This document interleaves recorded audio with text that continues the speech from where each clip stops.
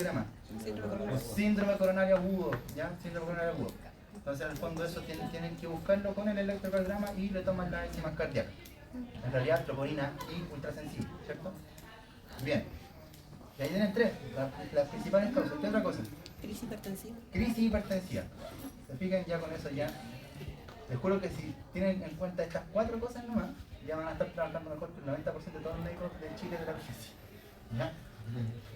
O sea, ese 10% son los urgencieros que están formados. Estoy hablando de no estoy comparando los colegios, pero sí con todas las demás personas. ¿Ya?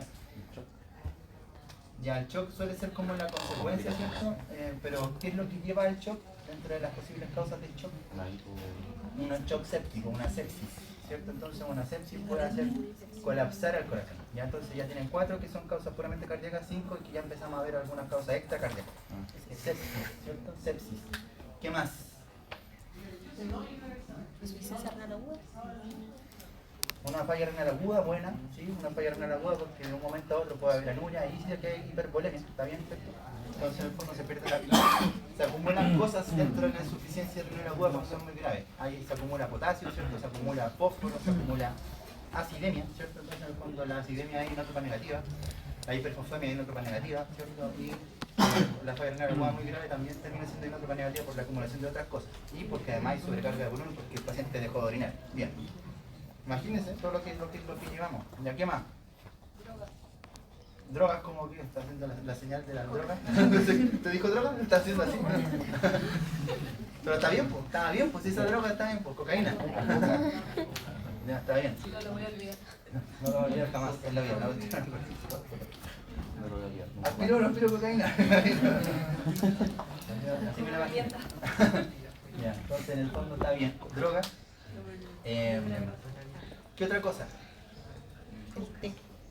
Pues ¿Ah? consecuencia del TEP. TEP.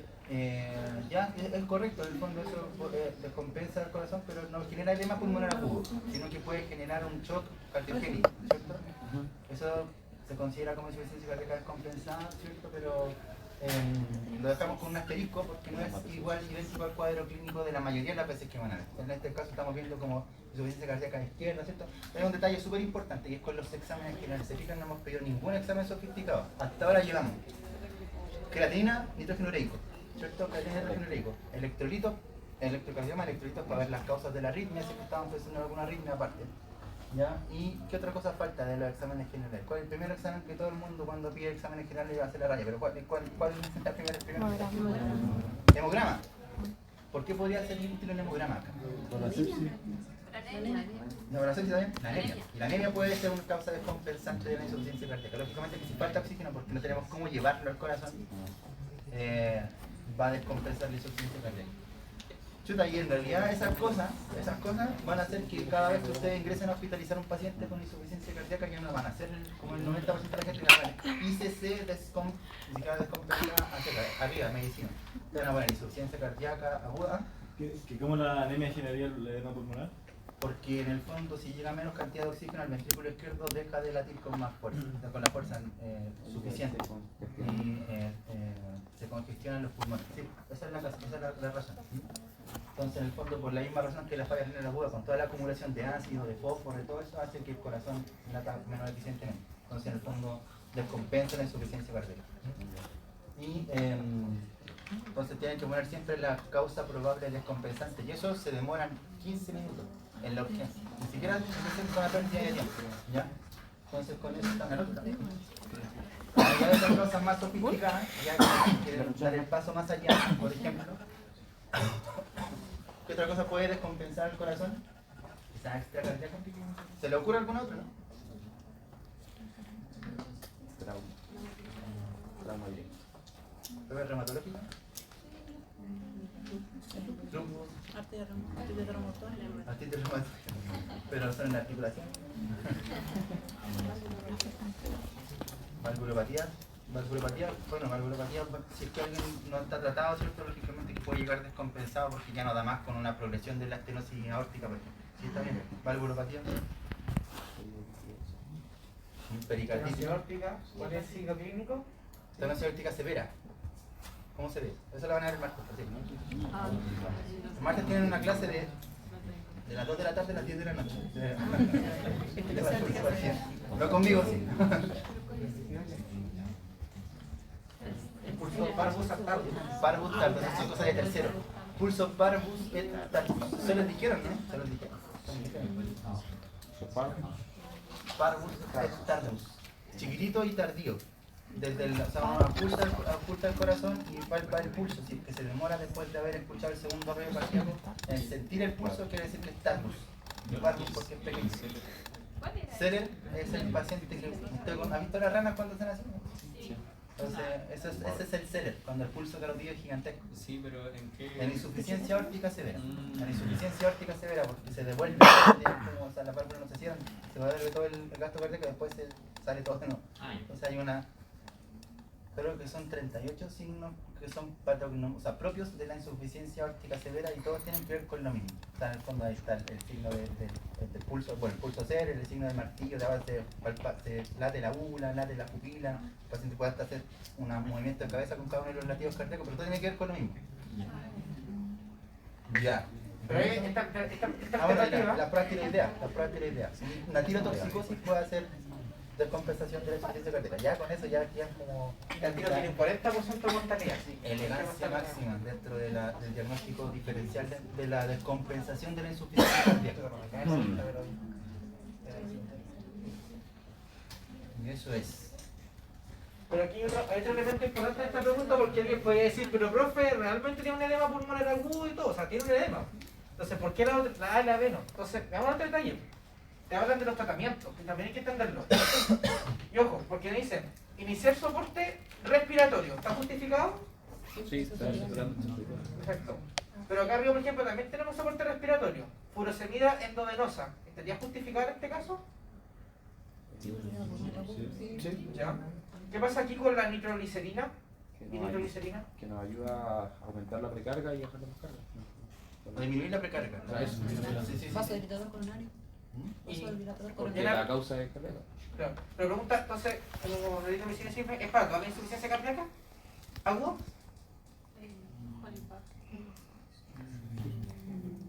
Claro, que dicen que el soporte respiratorio, el apuro. Límite de seguridad, ¿cuál es el de la nitroglicerina?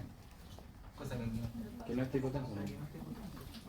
Pero no esté hipotenso le puedo... Esa es la presión, por la presión. cuando ustedes lo anoten en las indicaciones, cuando pongan indicaciones de insuficiencia cardíaca compensada, nitroglicerina para PAM menor de 100 o de menor de 110, porque eso les da un límite de que si está más bajo que eso, la enfermera no le va a reactivar la bomba de infusión para que no les caiga más la presión. No es un medicamento que se tenga que dar cuando el paciente está en shock, en absoluto, está contraindicado. Ahora puede empezar. ¿Qué más? No, esas son las tareas. Dice soporte respiratorio, furosemida y nitroglicerina. Soporte respiratorio implica, bueno, el oxígeno, todo el mundo que sature bajo 90 requiere oxígeno, pero hay veces que tenemos que hacer más cosas. En estos casos, si es que no funciona, hay que poner una ventilación con presión positiva, ¿ya? Entonces, acá, lo que tenemos entonces, el caso se llama insuficiencia cardíaca aguda, que se define, importante entender el concepto de definición, como una aparición rápida o gradual, pero cada en un tiempo adecuado, no gradual de meses, de los signos y síntomas de insuficiencia, los que ya conocemos por semiología, pero el tema, la clave está en el tiempo. Lo bastante grave para que el paciente requiere atención urgente, esta es como la definición del libro.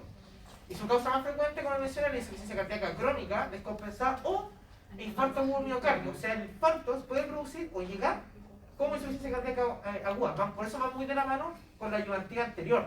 Y en las guías clínicas lo resaltan mucho. Y se clasifica según el grado de congestión y perfusión. Y ustedes alguna vez han escuchado acá eso del paciente seco, húmedo, templado, mediterráneo, como si fuera el clima la cuestión. Ya. Suena muy complicado y la mala hueá es que hay que saberlo, porque cambia muchísimo los tratamientos asociados. Entonces tenemos la clasificación de Stevenson que habla de congestión o congestión, perfusión o perfusión y aparece caliente, seco, húmedo, frío, etc. Pero hay una forma más rápida de ordenarlo. Es edema pulmonar positivo o negativo. O sea, tenemos retención o aumento de los líquidos, le pongo edema, no es edema pulmón, pero puede ser edema o aumento en el fondo de la precarga, como hablaba acá el colega. Tenemos positivo, húmedo, no habla del agua, al tiro. Y cuando no está, es seco. Y luego hablamos de la perfusión. Y nosotros sabemos, podemos ver rápidamente, según el estado del paciente y los signos, la calidad de la perfusión. Los pulsos, si tenemos cianosis, la presión arterial. ¿Ya? Estos son los signos y hay unos signos como y el llene capilar, que es súper precoz, es de los signos más precoces de perfusión.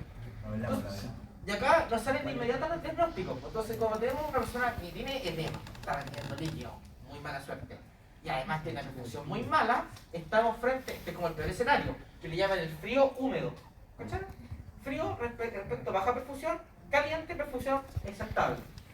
Tenemos o un shock cardiogénico o una insuficiencia ventricular, o sea, insuficiencia del ventrículo derecho. Y esto es muy importante, esto es ventrículo derecho. Aquí puede entrar el TEP, por ejemplo.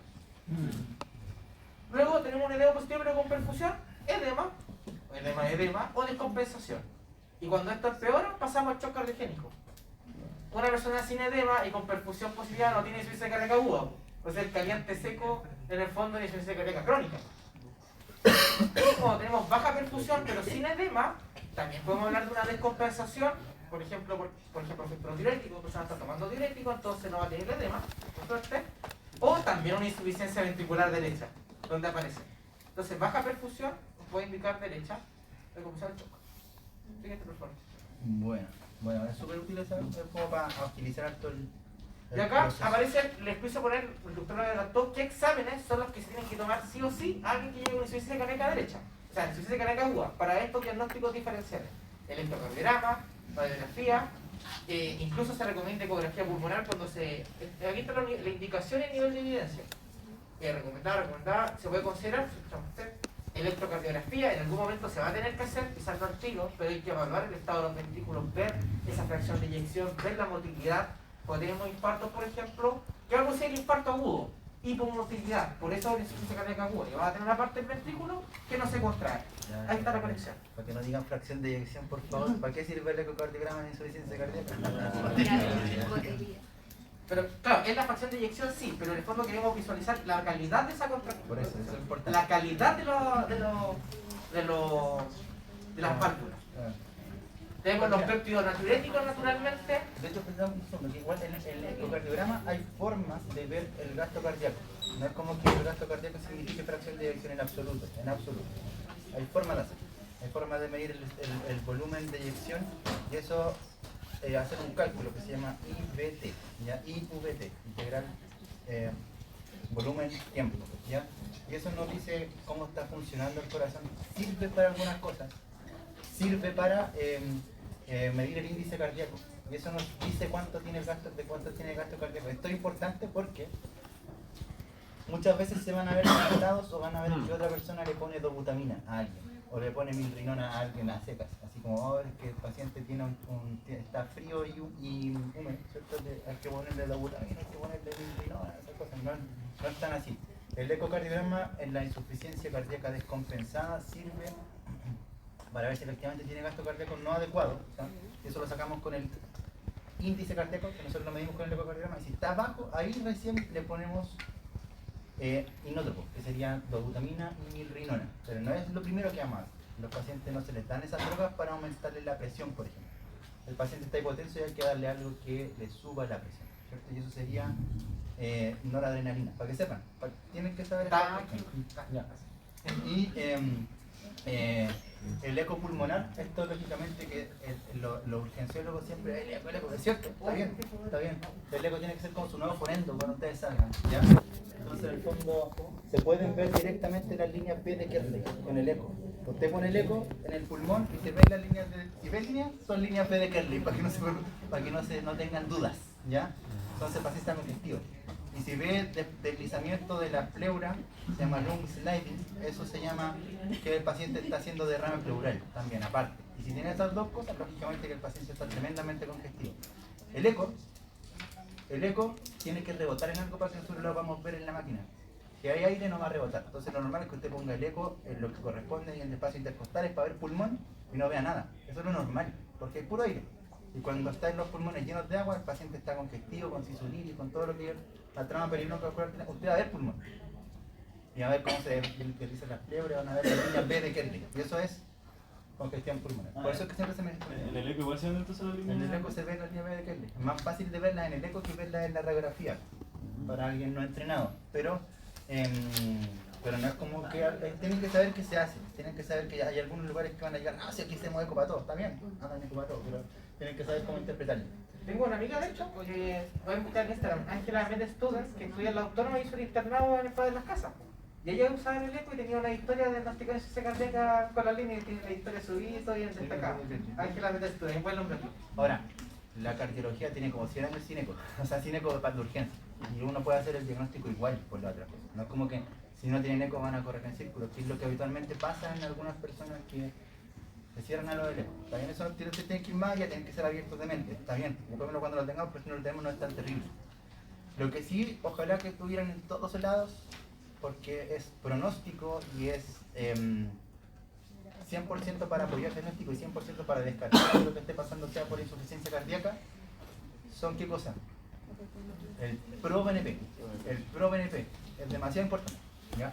Porque el pronóstico, pues, el cambio del PRO-BNP quiere decir que están haciendo las cosas bien, ya que están compensándose. Entonces, ojalá que todo el mundo, ¿ya?